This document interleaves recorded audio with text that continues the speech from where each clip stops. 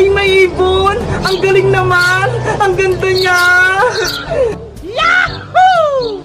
Anong ibon kaya yan? Siguro Maya, ang bait-bait niya, hindi siya lumilipad. Siguro may binabantayan siya. Wow! Ayun! May pugot pala siya sa may sanga! Wow! May mga itlog! Ang dami! Bibilangin ko nga!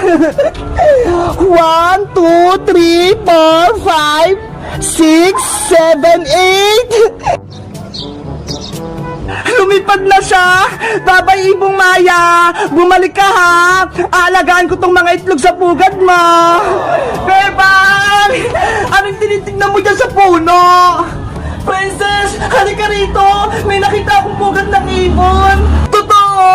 Patigin ako! Tignan mo ho! May itlog pa! May mga itlog nga! Ang diliit! Itlog yan ng Ibong Maya. Nakita ko siya kanina. Ay aba, may pugad lang ibon sila, Bebang ah. May mga itlog daw. Bebang, pwede ba natin itong kuning itlog ng ibon? Tapos ilaga natin. Hoy Princess, huwag natin kunin yung mga itlog. Kawawa naman sila. Kasi nagugutom ako eh. Masarap pa naman yung itlog ng ibon. Kukunti na lang yung mga ibon sa mundo. Kaya dapat, huwag natin kunin yung pugad at mga itlog nila. Ganun ba? Sadang naman. Paborito ko pa naman yung itlog. Ang mabuti natin gawin, alagaan natin itong mga itlog. Lagyan natin ng silong yung pugad para wag siyang maarawan at maulanan. Okay, mag-aalaga tayo ng itlog ng Maya. Princess, may kukunin lang ako sa bahay ha. Bantayan mo itong pugad, baka mawala yung itlog, may kumuha. Ako nang bahala dito, Bebang. Babantayan ko tong pugad ng ibon mo. Wait mo ako dyan ha, babalik din ako. Ilan kaya itong itlog ng ibon ni Bebang? 1, 2, 3, 4, 5, 6, 7, 8. Ang dami nga! Princess! Ano na naman yun, Boyong? May itlog ba yung pugad na binabantayan mo? Meron madami, pero kay Bebang to. Patingin ako! Hindi pa kasi ako nakakita ng pugad ng may itlog eh. Okay, pero wag mo nga hawakan ha, para hindi masira yung itlog. Oo naman! Wow! May mga itlog nga! Nakakatuwa! Ang sarap niyang ilaga! Hay Boyong! Sabi ni Bebang, hindi yan nilalaga, no? Hindi naman si Bebang ang nanay ng mga itlog kaya pwede natin itong kunin. Oo nga, no? Princess, may naisip ako. Payag ka ba? Lutuin natin itong mga itlog. Ilaga natin. Maghati tayo.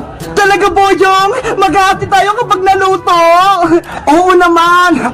Alam mo ba, ang sarap-sarap ng itlog ng ibon, kaya gusto nilang kainin. Sige, kunin natin yung mga itlog, tapos lutuin natin. Bilisan natin, bago pa tayo makita ni Bebang. Ikaw na kumuha, tapos sundan mo ko. Pugad ng ibon, kukunin ka na namin. Oh no!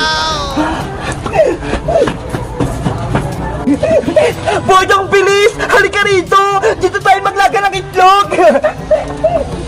Sige! Later. Boyong! Kumukulo na yung tubig! Luto na yung mga itlog! Jay! Kakain na tayo ng itlog ng ibon! Kukuha na ako ha! Ang init! Mag-ingat ka, Princess! Mapapaso ka!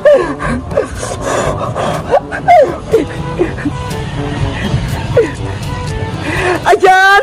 Nabalatan ko na yung itlog! Kakainin ko na! Wow! Ang sarap!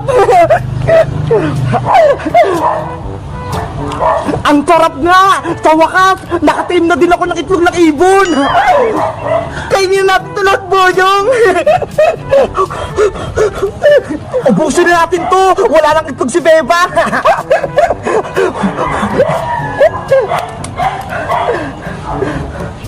A few moments later. Princess! Nandito na ako! Dala ko na yung silong ng pugad! Anong nangyari dito? Sino kumuha ng itlog at pugad ko?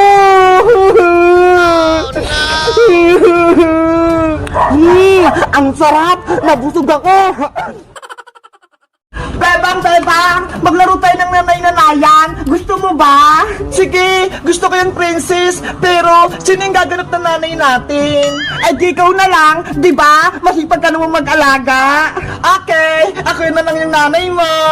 Si Boyong naman yung tatay ko. Hala, ayoko nga, princess. Sige na, Boyong, pumayag ka na. Laro lang naman eh. Papayag lang ako, pero ayoko maging tatay. Gusto ko kuya lang. Sige, Boyong, ikaw na lang yung kuya ni princess. Yay! May kuya na ako, si Kuya Boyong. Huwag kang pasawi, princess, ha. Ayoko makulit na kapatid. Kung hindi, kukutungan kita. Nayo, si Kuya Boyong, away niya ako agad.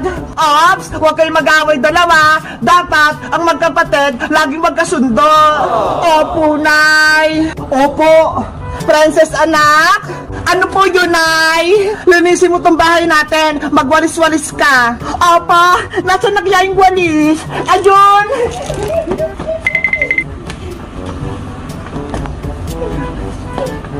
Kawawa si Princess, pinagwalis. Nayo, si Kuya Bayang, inaasar ako, utusan nyo nga po siya. Bayang, dahil wala kang ginagawa, kumuha ka ng panggatong para meron tayong pangluto dito sa saging natin. Sige po. Nautusan din.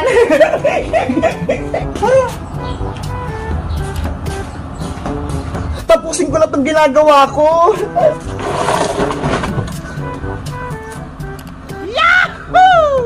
Nay! Ano po yung lulutuin nga? Gagawa ko ng banana Q, yung favorite mo. Wow! Banana Q! Ang sarap po ng merienda natin! Bilisan mo sa gawain mo dyan, princess, para kapag katapos mo, magmimerienda na tayo. Apo, Nay!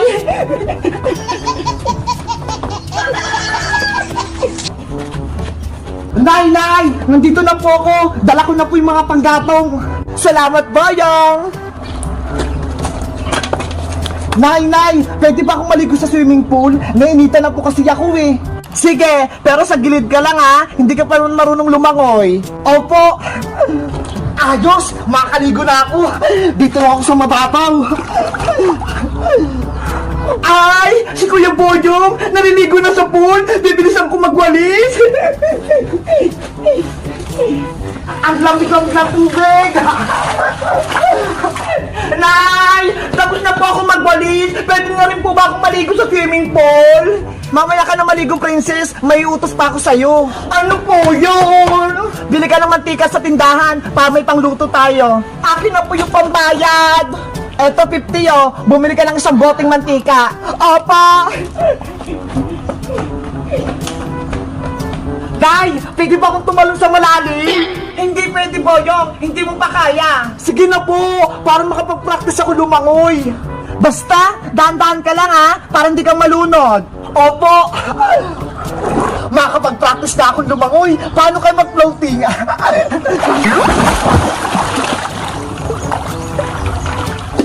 Oh no! Ano ba yan? Hindi ako makahinga. Ayun! Malapit na ako sa tindahan! Pabili po! Yoho! Pabili nga po ako ng mantika! Wala kaming mantika, princess! Naubos na! Aligis ka! Kayo po yung tindera! Oo! At nasa si Kumaring Bebang, yung nanay mo? Nasa bahay po! Magluluto siya ng merienda! Sabihin mo sa nanay mong si Bebang, bayaran niya yung utang niya dito sa tindahan. Nakalimutan niya ng bayaran. Yari! Naniningil ng utang sa aning iska! Ay aba, may 50 ka? Akin na yan, pandagdag sa pambayad sa utang ng nanay mo. Pero, pambili ko po ito ng mantika, aling iska! Nako, akin na yan! Oh no! Huwag na kayong magmerienda kung may utang kayo dito sa tindahan. Sabihin mo sa nanay mo, sinisingil ko siya ha. Umuwi ka na.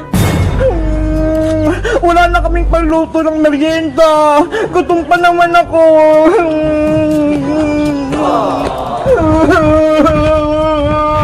Hindi ko na pinay yung mantika ni nanay. Dito na nga lang ako para hindi ako pagalitan. Nasaan na kayong anak ko si Princess? Wala pa rin siya? Guys, mag-comment lang kayo ha kung gusto nyo ng part 2. Bye-bye!